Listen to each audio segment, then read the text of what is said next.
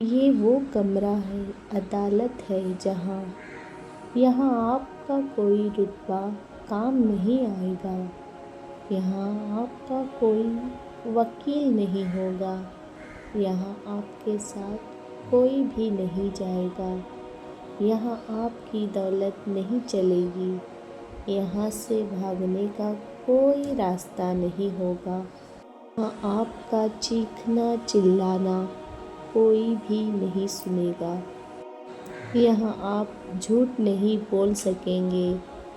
اے اللہ ہمیں قبر کے عذاب سے بچا، آمین۔ سوچ سمجھ کر زندگی گزارو، کیونکہ جو آج مٹی کے اوپر کرو گے کل مٹی کے نیچے اس کا حساب بھی دینا پڑے گا۔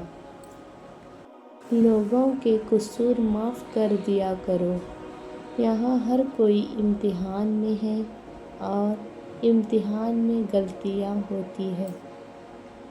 تکبر، خود کو سب سے بہتر سمجھ لینا، یہ ایک ایسی بیماری ہے جو انسان کو کسی قابل نہیں چھوڑتی۔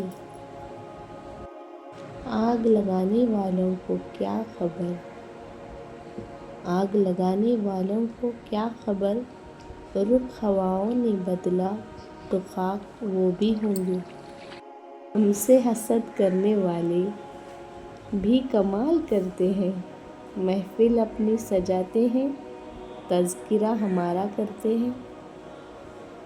کچھ لوگ کھانے کے اتنے شوقین ہوتے ہیں کہ دوسروں کی خوشیاں تک کھا جاتے ہیں۔ کیا کہیں گے؟ یہ ایسی گھٹیا سوچ ہے جو اللہ کا ڈر نکال کر لوگوں کا خوف دل و دماغ پر غالب کر دیتا ہے۔